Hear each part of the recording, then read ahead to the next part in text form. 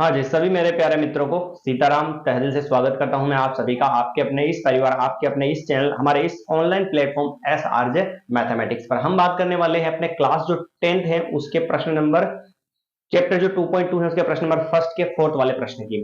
ठीक है, तो सवाल कुछ इस प्रकार आपके सामने लिखा हुआ है। शून्य ज्ञात करो और संबंधों के गुणांकों के बीच सत्यता की जांच करनी है अपने को। इक्वेशन दे रखी है 4u² plus 8u is equal to 0 दे रखा है। अब इसको अपने को क्या करना है माय डियर, सोल्व यहां पर करना है। तो जैसे कि मैंने बताया था आपको कि प्रोसेस कैसे होता है इसका, कि फर्स्ट वाली को लास्ट वाली से गुणा करवाओ और फिर उसके गुणनखंड निकाल के जोड़ो या घटाओ तो बीच वाली संख्या आनी चाहिए। पर माय डियर यहां पर जरा ध्यान से देखो, फर्स्ट और लास्ट वाली बीच वाली संख्या कहां है ही नहीं। और अगर फर्स्ट और बीच वाली संख्या तो लास्ट वाली कहां है, नहीं है ना। तो ऐसा सवाल में आपको प्रोसेस थोड़ा सा समझना पड़ेगा और याद रखना पड़ेगा। देखना कैसे मैं समझाऊं थोड़ा सा।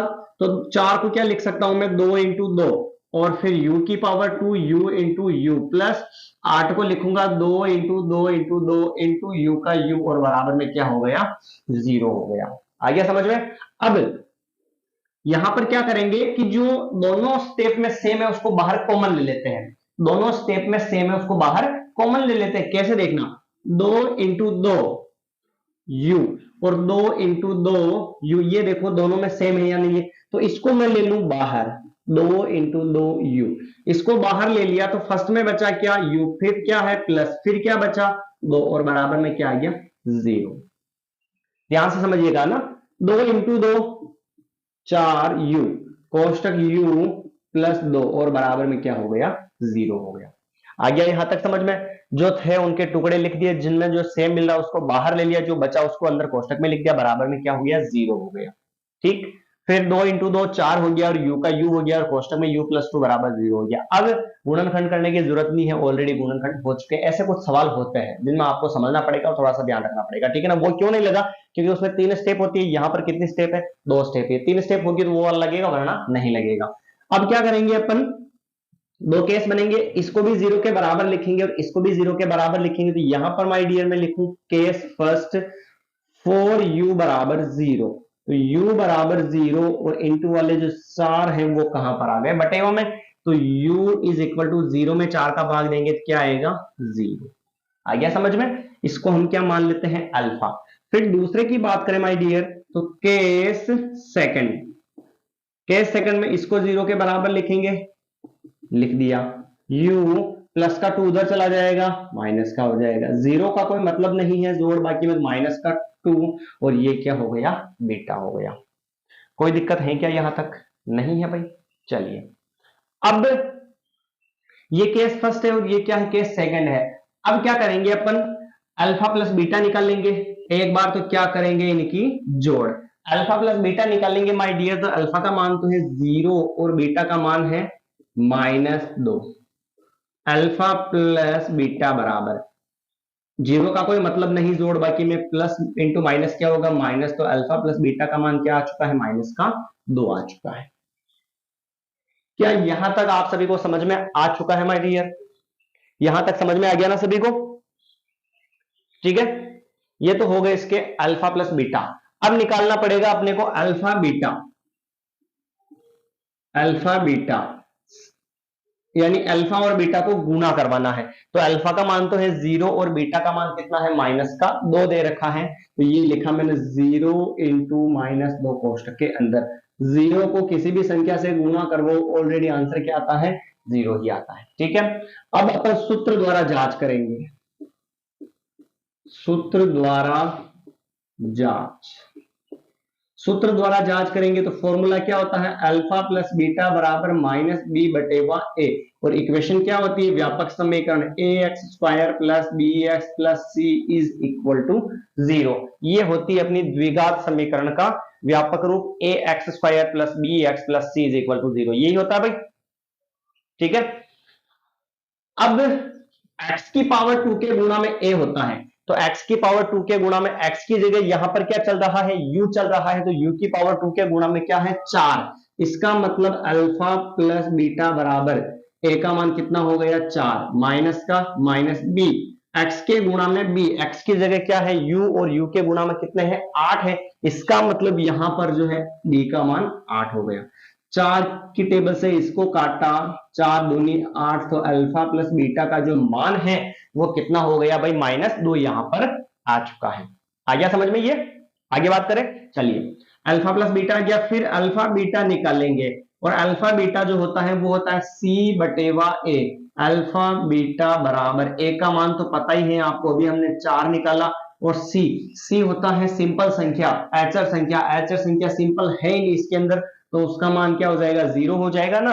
एक्स एक्स वाले पद को छोड़कर, तो यू यू वाले पद को छोड़ के 0 ही है, तो 0, तो यानी कि 0 के अंदर 4 का भाग लगाएंगे तो आंसर क्या आएगा, 0 ही आएगा।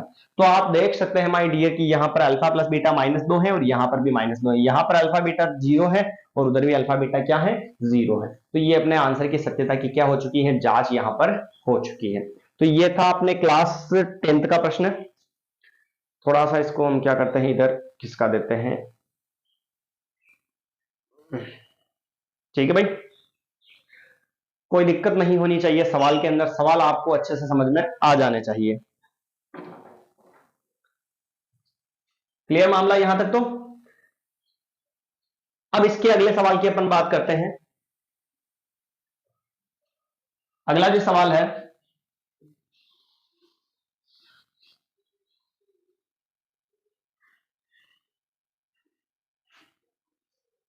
टी स्क्वायर -15 दे रखा है, टी स्क्वायर -15 लिखा हुआ है। चेक कर लेते हैं एक बार सवाल को अपन।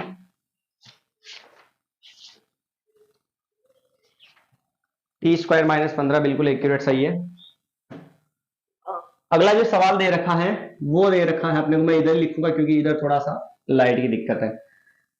टी स्क्वायर -15 और बराबर में क्या मान लेंगे, 0 मान लेंगे। अब माय डियर यहां पर भी वही मामला कि 3 स्टेप नहीं है, कितनी स्टेप है, 2 स्टेप है, पर जब 2 स्टेप होती हैं और एक अक्षर ABCD वाला होता है और एक संख्या गणित वाली होती है, तो हमें क्या करना है, गणित वाली को अलग लेना है, और ABCD वाली जो संख्या होती है उसको क्या करना है, हमें अलग लेना है। ठीक है, जैसे कि यहां पर टी स्क्वायर माइनस के 15 को उधर भेज दो, किसका हो जाएगा, प्लस का, तो टी स्क्वायर और 0 के अंदर 15 जोड़ेंगे तो 15।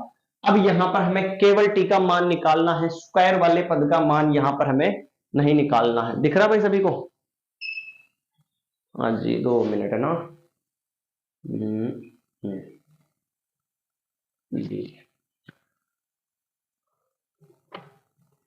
अब यहां पर हमें केवल टी का मान निकालना, स्क्वायर का नहीं निकालना है। तो इस स्क्वायर को हटाने के लिए आप सभी को पता है, दोनों तरफ क्या लेंगे, वर्गमूल लेने पर अंडर रूट टी स्क्वायर बराबर प्लस माइनस आता है, और अंडर रूट में क्या आ जाएगा, 15। ऐसा सवाल जो है उदाहरण नंबर 3 भी अपन इस चैप्टर में पढ़ चुके हैं, तो उम्मीद करता हूं कि आपको जल्दी समझ में आ जाए। दोनों तरफ वर्गमूल ले लिया, स्क्वायर से अंडर रूट कट जाता है, तो टी बराबर क्या हो गया, प्लस माइनस अंडर रूट 15। एक बार क्या लेंगे, केस फर्स्ट में लेंगे धनात्मक चिन्ह, धनात्मक चिन्ह है, और धनात्मक चिन्ह लेने पर क्या करेंगे भाई, टी बराबर आ जाएगा प्लस की संख्या प्लस के अंडर रूट 15, ये हो गया अल्फा। और फिर क्या लेंगे दूसरे केस में, ऋणात्मक चिन्ह है, और ऋणात्मक चिन्ह में क्या करेंगे, टी बराबर यहां पर क्या ले लेंगे, माइनस ले लेंगे, माइनस के अंडर रूट 15, और ये क्या हो चुका है, बीटा। कोई दिक्कत है क्या बंधुओं?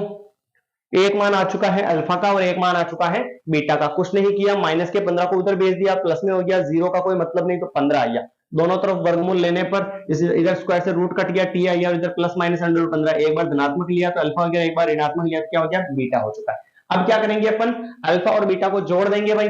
जोड़ देंगे तो देखना ध्यान से, अल्फा प्लस बीटा बराबर under root 15 plus under root plus कोष्टक के अंदर लिख दूंगा माइनस की संख्या, इसलिए अल्फा प्लस बीटा बराबर root 15 plus into minus minus, ये रूट 15 हो गया, काट दिया, बाकी हो गई, तो अल्फा प्लस बीटा का मान जो क्या हो गया, 0 प्राप्त हुआ है।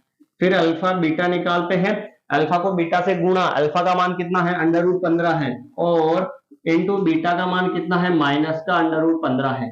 देखना ध्यान से भाई, माइनस को ले लू मैं आगे, under root 15 under root 15 under root 15 का क्या हो जाएगा, स्क्वायर, स्क्वायर से अंडर रूट कटेगा तो अल्फा प्लस अल्फा बीटा बराबर कितना आ गया, माइनस का 15 यहां पर आ चुका है।